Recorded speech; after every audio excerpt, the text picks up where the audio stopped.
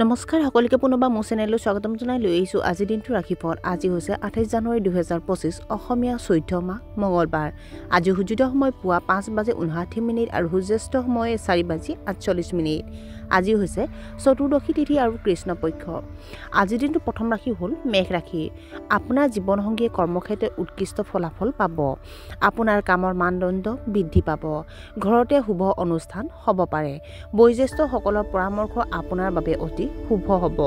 নতুন নতুন কৃতিত্ব লাভ কৰিব পাৰে আৰু আপুনি উত্তেজিত হ'ব। বৃষ ৰাশি।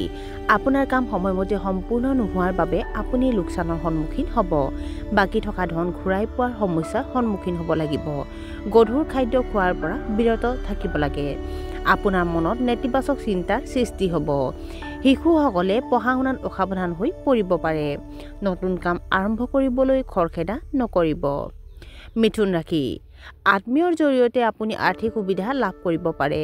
বহিৰাজ্যত বাস কৰা মানুহে ভাল চাকৰি পাব পাৰে। চৰকাৰী কামত সফলতা লাভ কৰিব পাৰে। ল'ৰা ছোৱালীয়ে পঢ়া শুনাত মনোনিৱেশ কৰিব।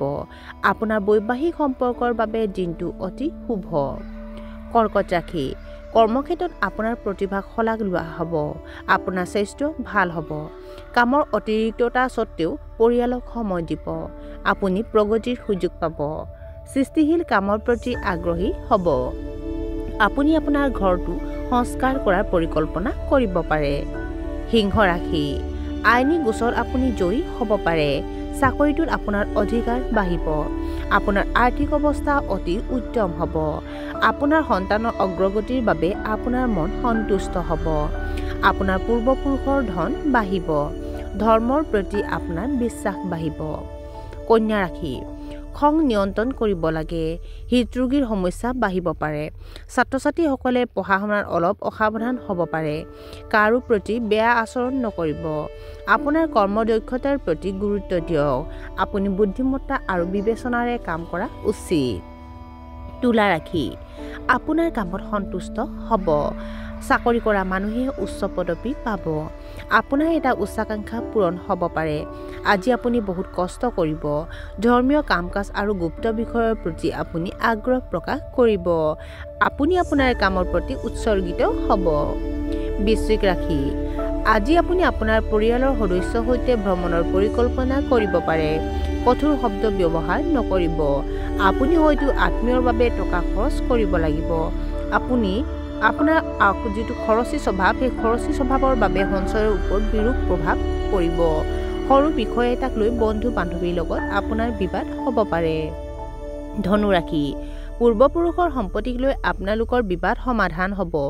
আপুনি হয়তো বাকী থকা ধন ঘূৰাই পাব। আপোনাৰ প্ৰেমৰ সম্পৰ্ক আৰু মজবুত হৈ পৰিব। কৰ্মৰত পেছাদাৰীসকলে ভ্ৰমণ কৰিব লাগিব। মনোৰঞ্জনত বহুত সময় কটাব। সমাজত আপোনাৰ সন্মান আৰু সুনাম বাঢ়িব। মকৰ ৰাশি। চৰকাৰী কৰ্মচাৰীয়ে সমস্যাৰ সন্মুখীন হ'ব। আপোনাৰ পৰিয়ালৰ সদস্যৰ লগত মতানৈক্য হ'ব পাৰে। নিবনুৱা লোকৰ ওপৰত বাঢ়িব পাৰে পাৰিবাৰিক হেঁচা। অতিৰিক্ত আত্মবিশ্বাসৰ বাবে পৰিস্থিতি মূল্যায়নত ভুল হ'ব পাৰে। আপোনাৰ সহকৰ্মীসকলে আপোনাক অপমান কৰিবলৈ চেষ্টা কৰিব। কুম্ভ ৰাশি। ধৰ্মৰ প্ৰতি আপোনাৰ বিশ্বাস বাঢ়িব। আপুনি আপোনাৰ পৰিয়ালৰ সদস্যৰ পৰা সম্পূৰ্ণ সহায় লাভ কৰিব। আপোনাৰ বৈবাহিক সম্পৰ্ক অধিক মজবুত হৈ পৰিব।